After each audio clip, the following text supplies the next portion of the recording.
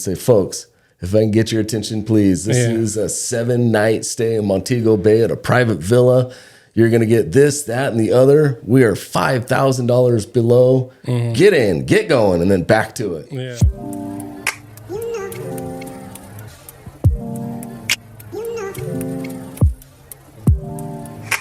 Welcome back to the Paso Robles podcast. I'm your host, Miguel, and I'm here today with the local famous auctioneer.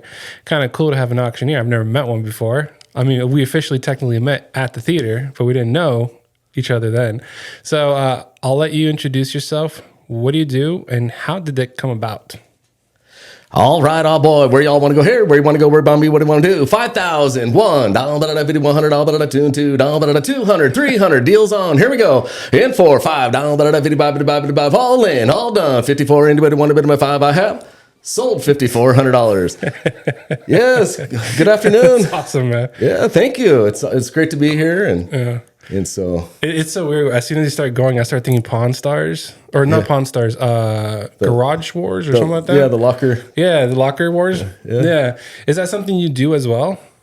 The lockers, no. I worked with a company. I contracted with a company that they had some lockers down in Napomo, and so one Saturday.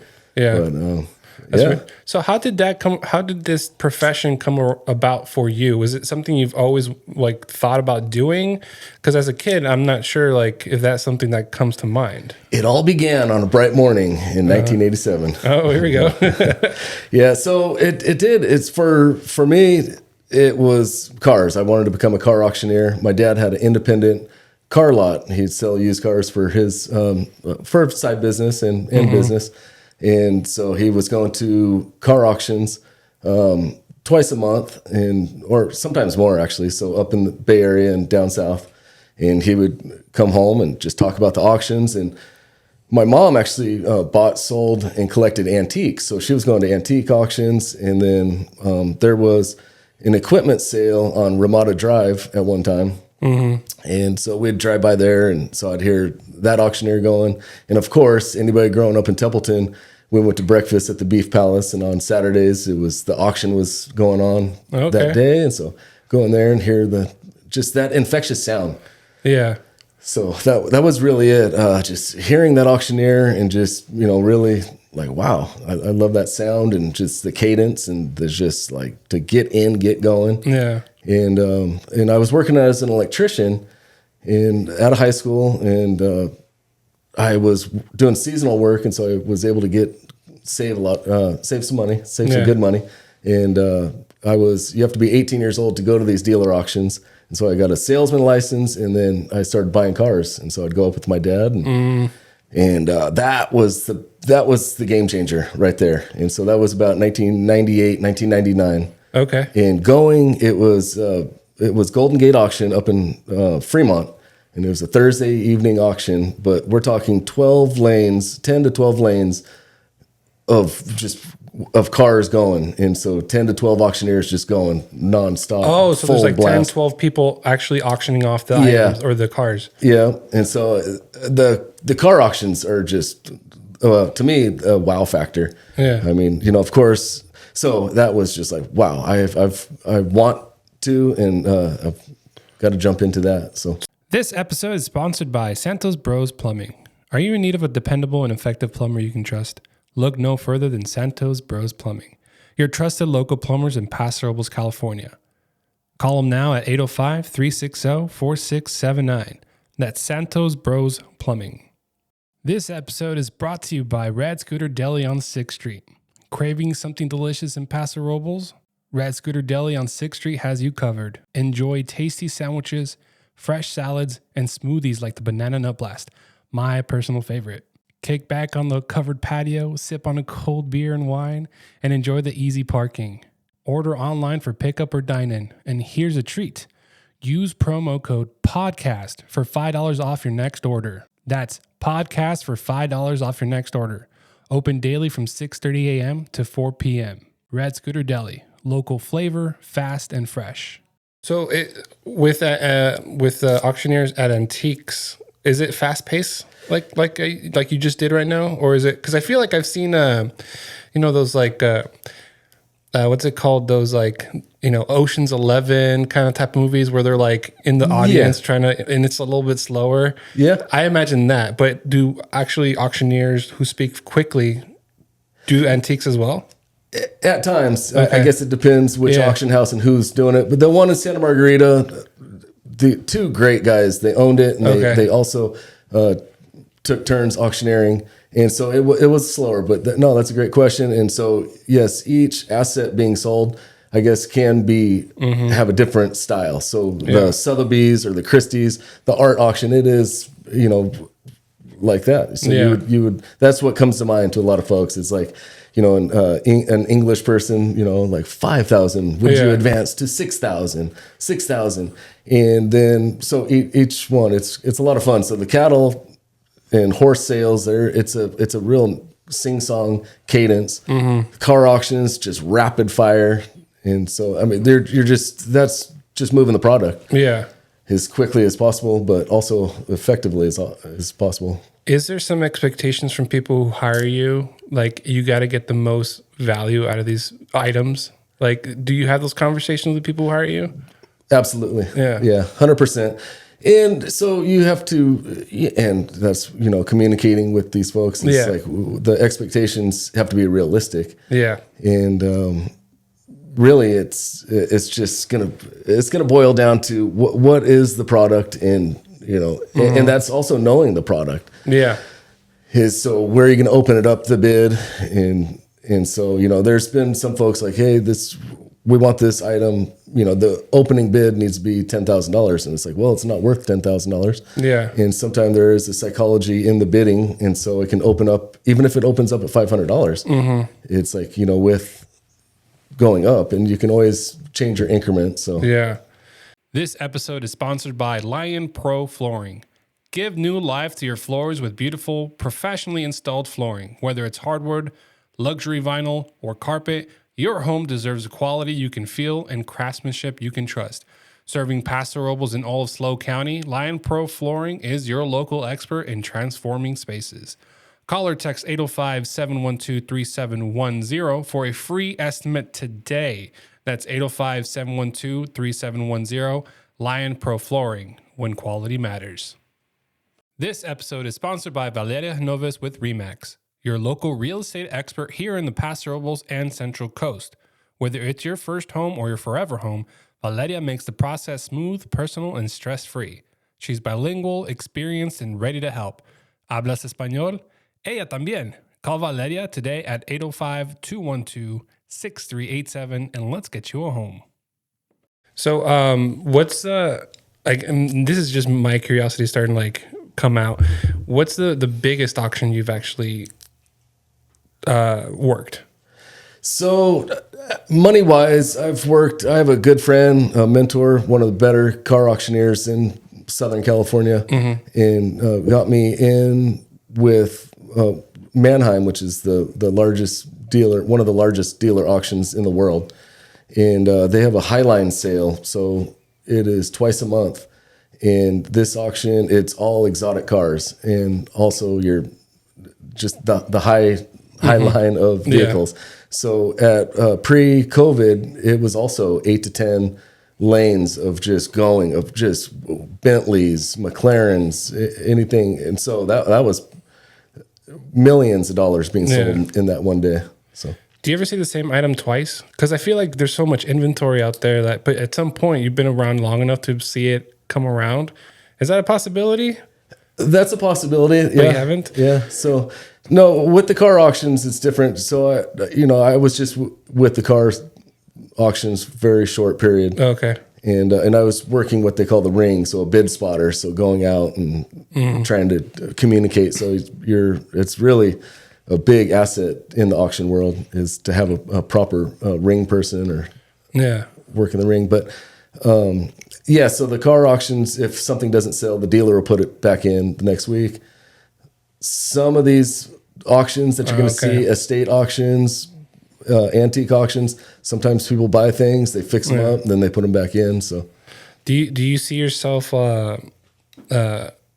finding better value. Like when you learn about auctions and you learn about the items and you know the value of them in the outside world, do you see that kind of happening in your head? Like, oh, that's not worth that much. This is worth this much. Like wherever, big ticket items. Yeah. Okay. And it's a lot of fun. I mean, Yeah.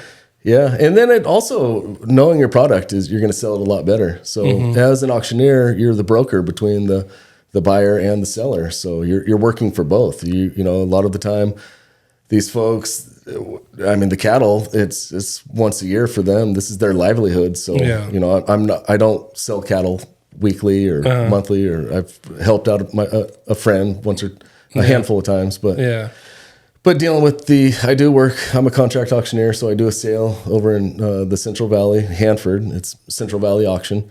And so these farmers, ranchers, I mean, when they're selling stuff, you're selling for them, and but also the buyer, trying to help them out.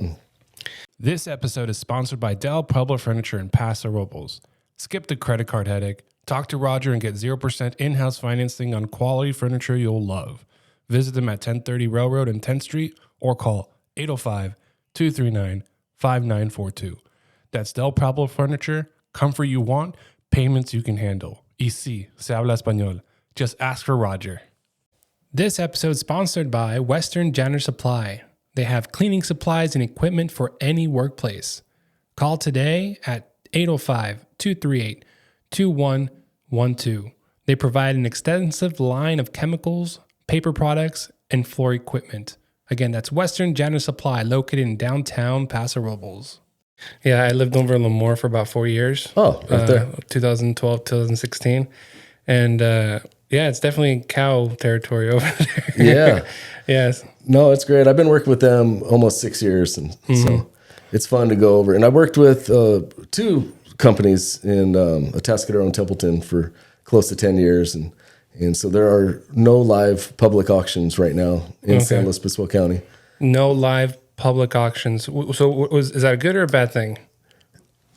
I think it's an opportunity for somebody to step in. So you see a market. Oh yeah. Okay. There's a lot of the folks, they will drive over from the coast to the Central Valley. Still has quite a few auctions from southern San Joaquin up to the Sacramento Delta area. Okay. So there's live auctions. Live auction is action. And folks want live auction. So these a lot of the companies had gone to internet bidding, and it's what kind of fun is that? Yeah, it's an eBay thing. Yeah, folks want to be there in action and hear that. Yeah. So in order for SLO, there's obviously a market for it, or there's a market for it everywhere else. What do you call it when there's like a hole and you need to fill? There's like a specific word. I can't remember right now. Fill that void. Yeah. There's a void, right? Yeah. And what do you think needs to happen for it to like happen here? Like what do you think needs to, like, what dominoes have to fall for it to happen? Like a venue. How do you get people interested? How do you find sellers? How do you find buyers? Like, what goes through your mind? Like, hey, this can happen here, but this needs to happen first. That's it in a nutshell. Yeah. Really? There's pieces to the puzzle that it is gonna take the venue, and there was a sales yard for cattle here. It was in Templeton for over 50 years. Okay. And now it's no longer here. I mean, it's a residential area that took over, but that side of the auctions, love it. I keep my I stay with it and in it. But for the past 15 years, I've really focused on the fundraising aspect. So is that? I mean, I'm sure you heard about the news with the Templeton granary. Yeah. And is that something you're going to try to like reach out to them, or have they reached out to you? We're gonna have to see what happens. Yeah. It's just so fresh. Yeah. I'm just getting messages right now that the final piece fell. It's such a bummer. I was born and raised in Templeton. So growing up as a kid, just it's a bummer. It's gonna be crazy driving by and not seeing it anymore for sure. Yeah. So for me, auctioneering, I feel like it's not a bad thing. I think it's a good thing. It hasn't changed because it's been a good experience, right? Yeah. But how do you see it changing in the future in order to compete with that like online stuff? Like how do you see that affecting you in the future? I think all good things. I see all good things. What's the writing on the wall is folks love there's a entertainment side of it and novelty side of it, and it's really true price discovery. Yeah. At the moment, live action, and so I just see technology. There was a scare with the technology, but now I think it's helping. Yeah. Folks are really encouraging it, absorbing it. AI is going to be helping with product description. I mean, the sky's the limit. Yeah. But I see technology really helping the auction industry, and I see the auction industry. So I'm involved with the National Auction Association, and so next week they have a convention, conference and show. So it's once a year they choose a different city throughout the United States, and they are so fun to go to. I'm going to miss out on this one, but I went the past 3 years in a row, and then there's also a competition. So they have the International Auctioneer Championship. So what goes into the competition? Like how fast you talk, or like and how clear? I'm guessing too. It's like what are they looking for, the judges, for the competition? Because I'm actually interested on how that looks like. For sure, yeah. No, the competitions are awesome. I mean, this is something that to challenge myself, to really get out of my comfort zone, to really see how to challenge myself to see am I on the right pace. How am I with some of the world's best? I mean, in some of these competitions, the majority of the competitions, if not all of them, are some of the world's best auctioneers. Yeah. And there is a criteria. It's stage presence. It's you introduce yourself, how you're going to be on stage. And there's some, like the National Auction Association, the Livestock Marketing Association, it's for the cattle. Yeah. Those, you're going to have interviews. And so how are you going to carry yourself? Because you're going to be promoting the association. So you're going to be traveling the United States and really marketing. This episode is brought to you by the White Wave Wellness. Choose to live a healthy and fulfilling life. Wellness is more than being free from illness. It is a process of change and growth towards a mentally and physically healthy lifestyle. Reach out to Jennifer Hale to learn more about how this water can change your life. So it's not just you like showing up, doing the gig, and then bouncing. You actually have to put on a character, right? Like you get into character. Is that something that you would define it as? I think at times. Yeah. Okay. So I think there's that's where the showman or the entertainment part comes in. And so, not to get crazy, but but I think you have to. You're going to go on stage and you're going to go for it. But back to the competitions, there are competitions out there that there will be no interview. It's just basically you are going to sell 2 items, 3 items, and you're going to be judged by some of the best, by your peers, really. Yeah. So the judge panel are a lot of the times world champions, and so it is, your cadence, your speed, but that's what really gets lost, I think, sometimes is, especially for the nonprofits that want to hire, not even hire, but to have a volunteer. Is that volunteer thinks of an auctioneer right off the bat, fast talker. So they're going to get up and and then there's no rhythm. Oh yeah, I mean you got it's like when you say rhythm, I feel like it's like a DJ. If you see the room not really dancing, you kind of have to like slowly ramp it up, right, to get the like heartbeat going. Have you ever felt frustrated in your earlier in the career, like nobody was really bidding or something like that? Like have you had those scenarios? Yes. Yep. Okay. And you just roll with it. And there's with experience, you're going to be able to stop. And that's also knowing your product. And this goes with all auctions.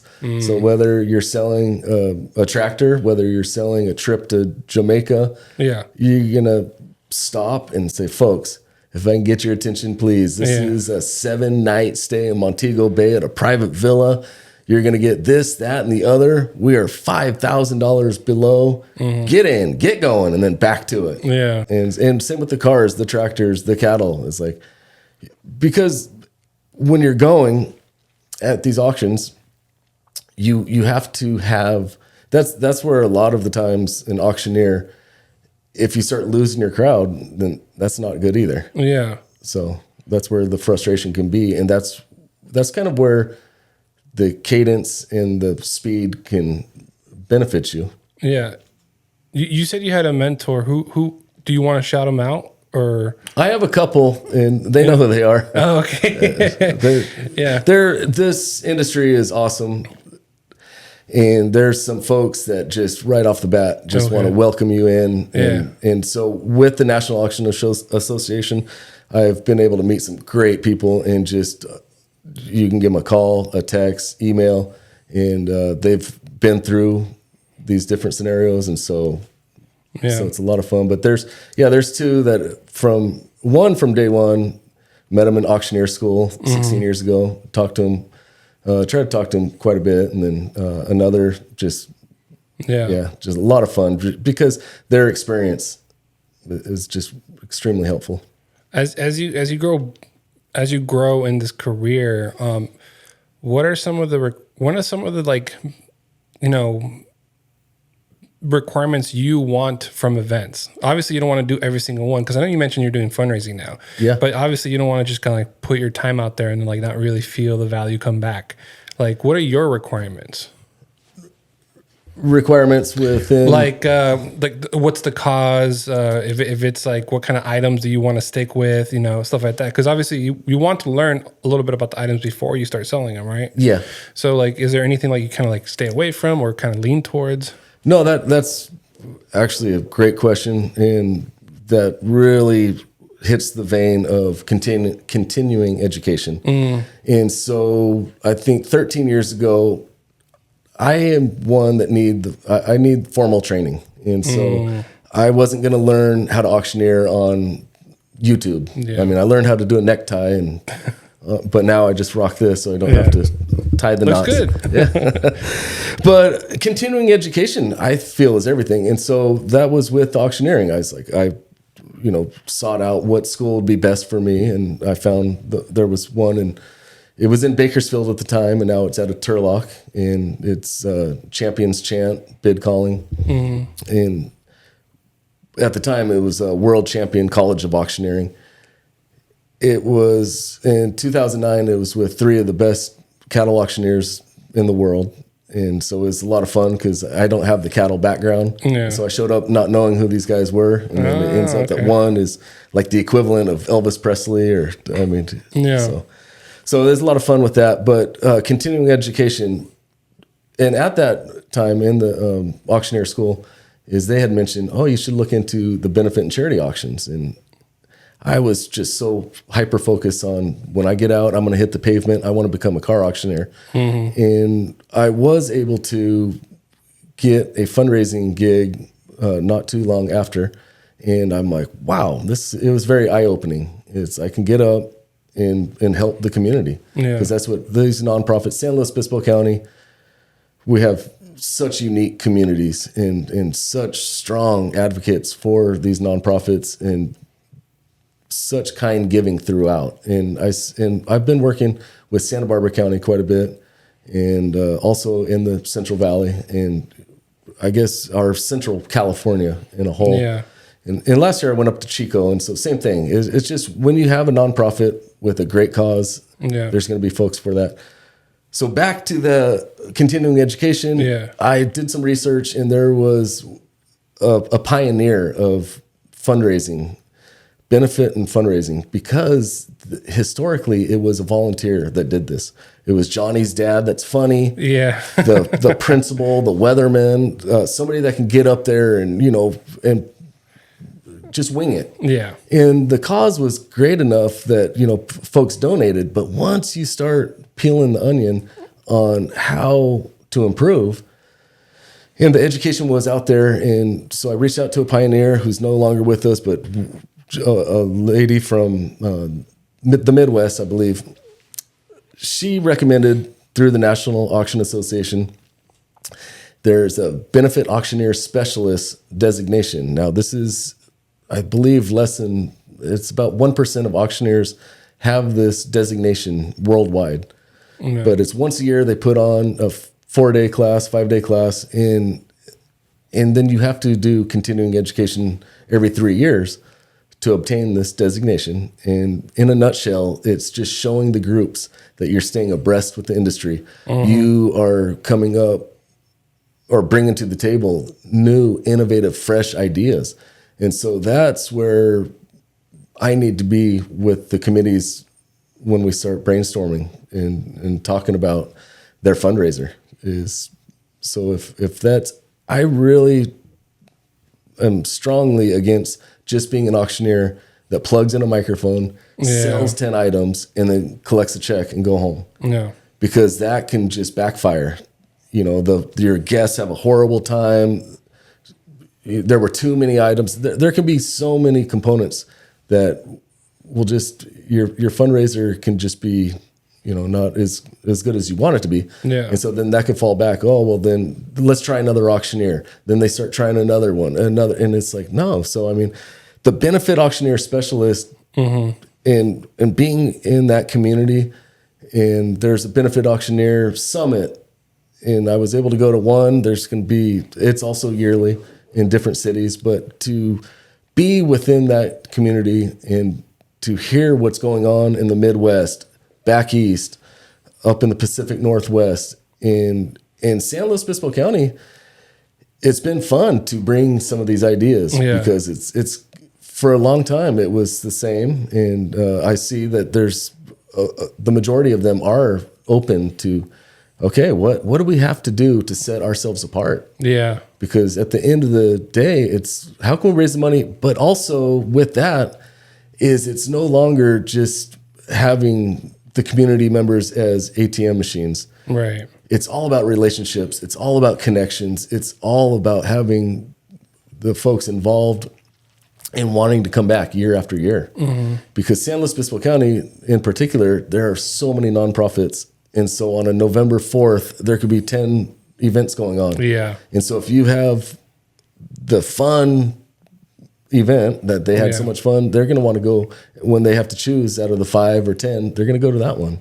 Yeah, I just experienced the first scenario of that. June 8th was my kid's birthday, so I couldn't go to anything. Okay. But there was like 3 fundraisers going on at the same time, and I was invited to all of them, and I'm just like, kid's birthday, sorry. So I got a scapegoat there, like not to be able to decide. But yeah, I noticed like things are happening around the same time, and even to the point where there's Facebook groups going, hey, these are all the events happening this specific day or weekend. Yeah. Choose which one you want to go to, pretty much. That's right. Yeah.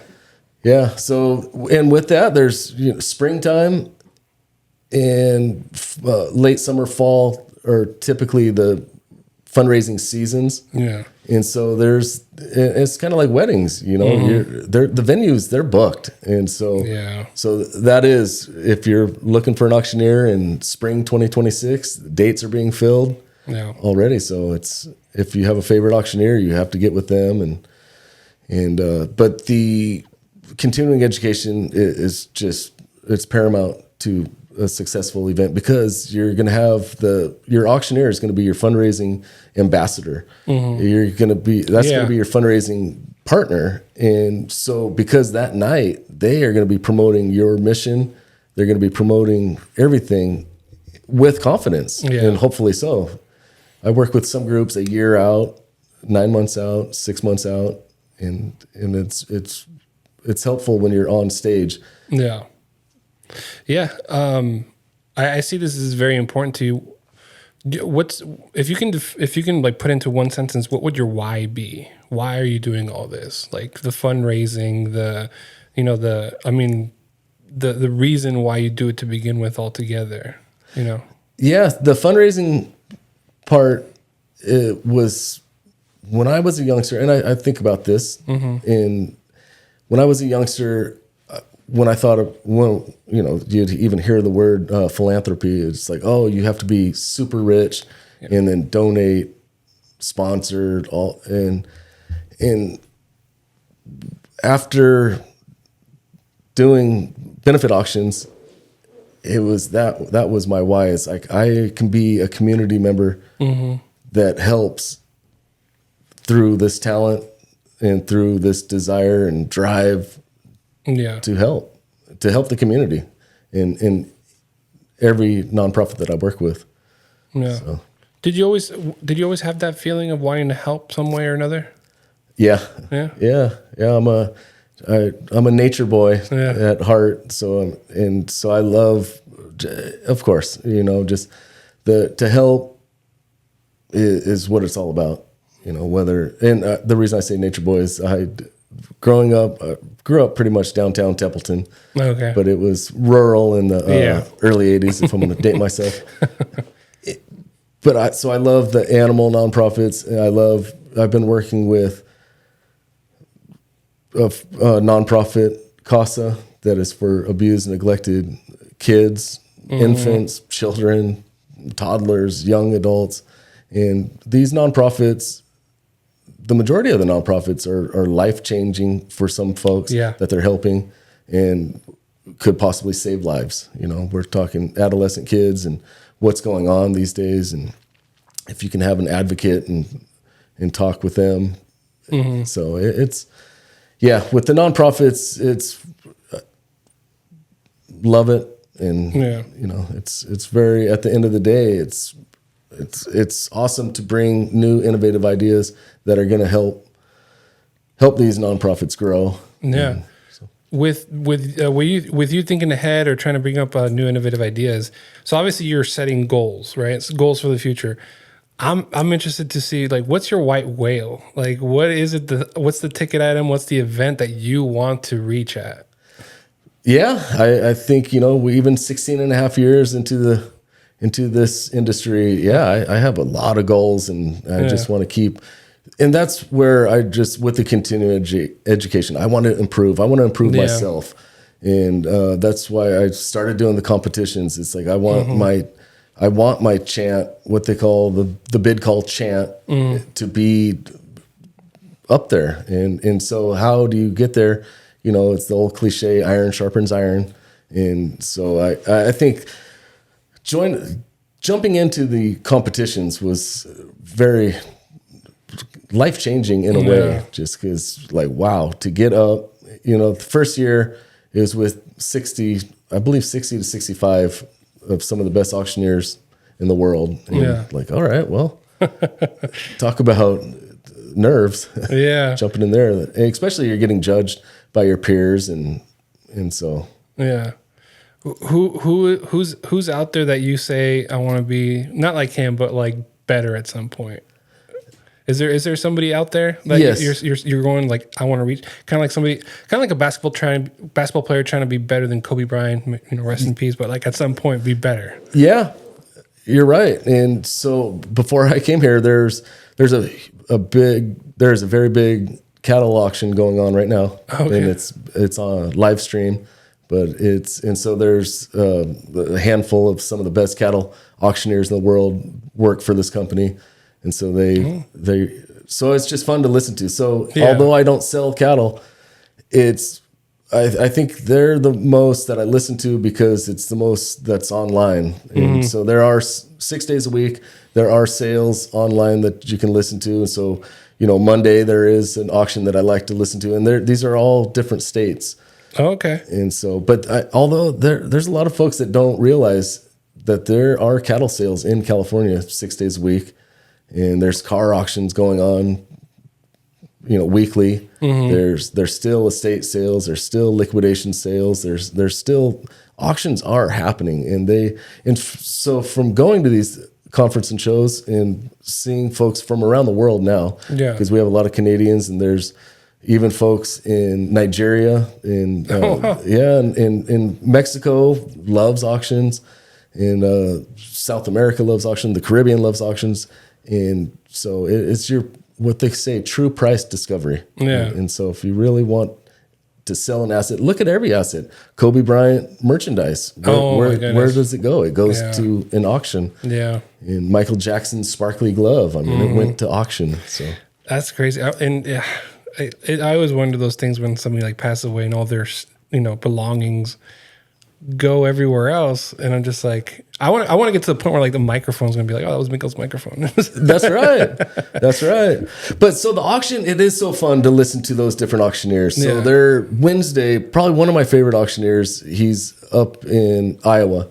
So he does a sale in Iowa. He's a world champion. And he's just so fun to listen to. And so I'm not trying to mimic him because I was taught a template. And so now it's difficult to even try to go from there. But like for one example is, and it's not from him, it's from a California auctioneer. But I heard a few years ago that I like is just because nines, and that's different numbers are more difficult than others when you're in your chant. And so to kind of break it up, I heard an auctioneer, and it is kind of like a style, but I was taught $9 now, $9 bid now, 9. All $9 bid are now, 9 now, 9. Yeah. So not. Like number 9? Yeah, so I heard an auctioneer, and this is kind of common over in the valley, but all 9, now 9, down, down, here we go, $9. So I took that, all 9, now 9, and that was something that I brought into my chant. But Okay. That's actually kind of cool. I didn't even think about like the different variations of how you're going to say a number. Like when you get to double digits, is there a little bit extra like spin you do to them? Like, double digits, 10, whatever. Let's get up to double digits. Like how do you cross over to double digits? yeah, no, and this is another thing. This is regional. So some folks don't realize how many auctioneer schools there are and how long they've been around. Auctions been around for quite a while. And so Texas, we're talking lots and lots of auctioneers up the Midwest, Kansas, all those states there, lots of auctions. Iowa has one of the more premier auctioneer schools, auction school up in Montana. Then back east, but and so regionally there are different chants, and so that's what I like to listen to when I listen 6 days a week on it's a website that has different cattle auctions, but there's one in West Virginia on Saturdays. This guy, great auctioneer, he's fun to listen to, and it's like all right, and because what they call filler words, is also should be to some called marketing phrases. And so in between the numbers, people think, oh, you're just going brrr, or bida bing ding ding, making stuff up. But it can be like, all right, here we go. Do you want to bid? Anybody want to bid? All right, here we go. All right, here we go. And so but what I was taught, and I could teach you, you could be an auctioneer on the next show. The reason I'm like super interested is because like when I listen back to the episodes I record, I go like, like as you're talking, I'm like, I gotta stop that. I gotta give you the floor. And then when I get in there, try not to use so many ums and likes and stuff like that. That's right. So it's a training, right? Yeah. So here we go. Let's do it. First time. You're gonna get it. Hopefully first time, but you're gonna get a lesson. It's like this. All right, here we go. All right, here we go. I'm bid. I'm bid. I'm bid. $1 now. $1 now, $2. $2 bid now, $2 now, $2 bid now, $3. $2 bid now, $2 bid now, $2 bid now, $3. Now $3. All $3 bid now, $4 now, $4 bid now, $5. All right, one more time. $3 bid now, $4 bid now, $5. $3 bid now, $4 bid now, $4 bid now, $5. See, there we Something go. like that. And then you put it together, and it'll be all right. Here we go. Hey, $1, $2. Yeah, $2 bid now, $3, $3 bid now, $3 bid now, $4 bid now, $4 now, $5 bid now. Anybody want to bid $5? Here we go. Auction's on. I just feel like I have to spend money. That's right, and that's what it's all about. And so that's where some of is going to be lost when you have a volunteer. So Yeah.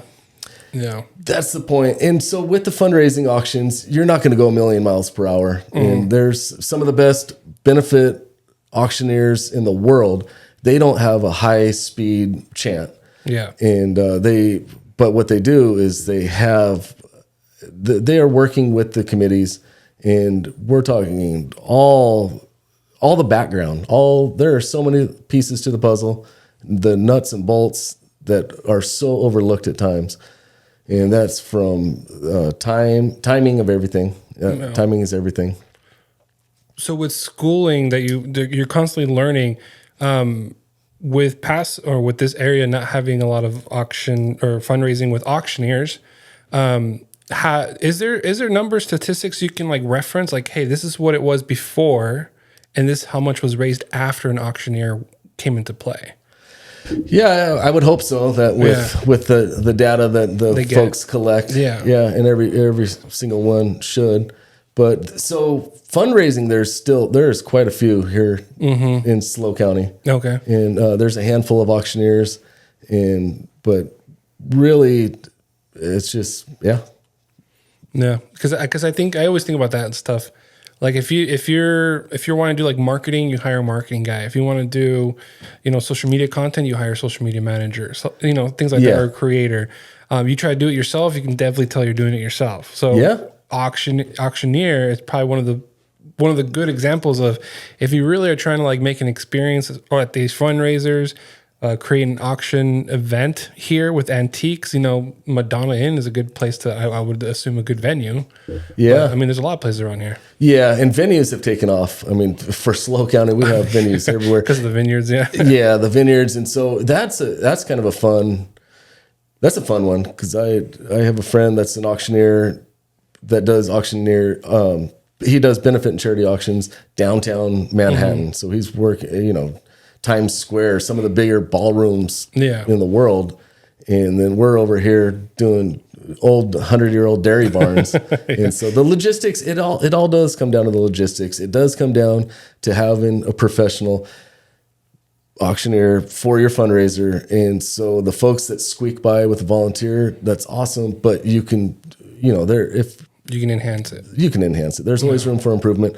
And that's like Uncle Larry. Yeah, he barbecues great for 15 people. Yeah. Now you're going to have him at your wedding or your biggest fundraiser. It's once a year you have these fundraisers. And so to put it out there to do, it's just, I was talking to an event coordinator, one of the better event coordinators in the county last week, about 2 events that we're going to be working together with in the fall. And we're just talking about some of these folks, some of the vendors, they should really be putting on their resume that they do work with the fundraising, or they have previously worked with fundraisers. Right. And some of these committees should look for that. They should be looking for that. Because if you have a caterer there are so many awesome caterers here in SLO County. There really are. But they've done, 200, 300, 400 weddings, but have they ever done a fundraiser? Right. Fundraisers are different than weddings. And so same with photographers, same with the event planners, same with the florists. You can go down the line. Floral, you may not think about it, but an arrangement at a wedding table that's 3 feet tall is going to be horrible at a fundraiser. And then also the folks, they can't talk to each other. They can't see what's going on stage. Yeah. So it's the logistics. It really helps, especially when you have the vendors that have experience working with fundraising. Well, for those listening, you're because there's a lot of nonprofits around here doing fundraisers. I don't know if I'm sure they've gone through the hoops and hurdles, but I never think about that stuff. Like if it's on the resume, like what vendor am I going to bring in? Because the one thing I do know is they have to have like certain, health certificate. If it's a food, they have to have their safety stuff, but never on their resume. I didn't even think about that. And they should, yeah. And so the ones that I've been talking with lately, it's like put it on there, and then for the committees to go out there, and because the committees and the board, typically the nonprofit has a board, and so they're also going to be looking for these vendors. But when they're looking for them, they should, and a lot of these groups are out there, and so so the AV. There are a couple that are AV groups out there. They do fantastic jobs, and now they've worked enough that they know that how the auctioneer needs to sound. It's different than hearing young MCs bust a move. On the dance floor. It's like now and that's also a critical piece that is often overlooked is a sound system.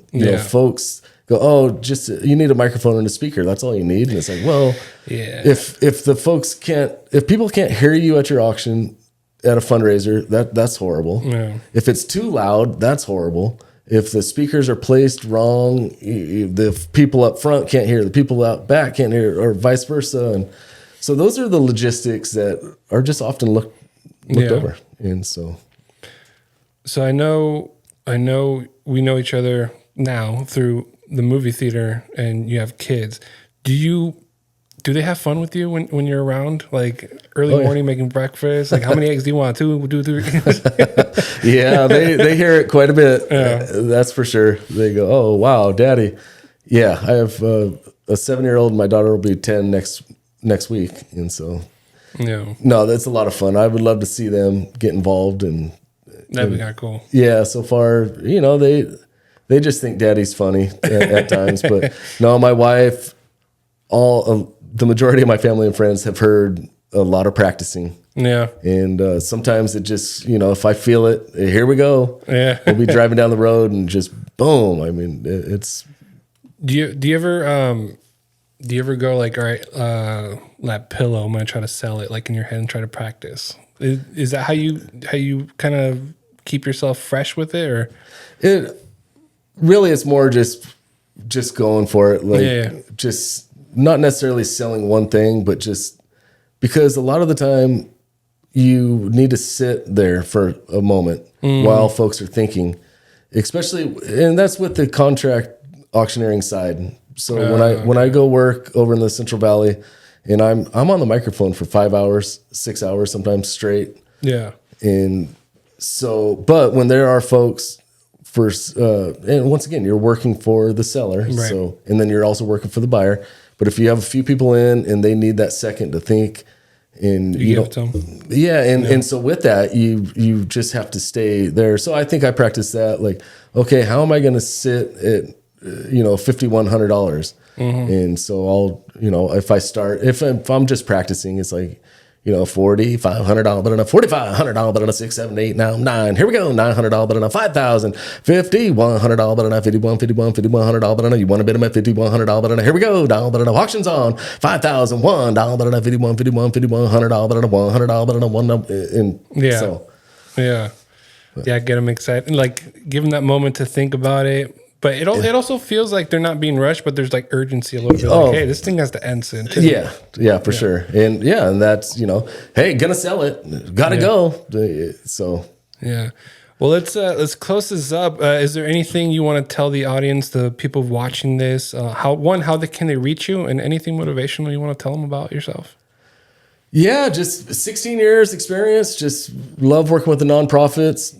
The fundraising has been really my focus. And so, and just, I think being out there and with the continuing education is just going to really help reach their goals, but also it is about reaching goals, but it's 2025 is just different. It's about the connections and the relationship building with the donors, with the guests, and it's cultivating the donors and retaining the donors. And, but I thank you for the time. And to reach me, Instagram, SLO_Auctioneer, SLO Auctioneer. And I have a website that's going to be going live this week. Sweet. I think it'll be this weekend, but it's CodyDawsonAuctioneer.com. And on LinkedIn, Facebook page, C Dawson Auctioneer. And that's awesome. Ready to rock and roll. Yeah. Well, thank you so much for being here today on the Paso Robles podcast. That was Cody Dawson for y'all. And maybe next time I'll practice and improve. Yeah. No, thank you very much. All right. Thank you.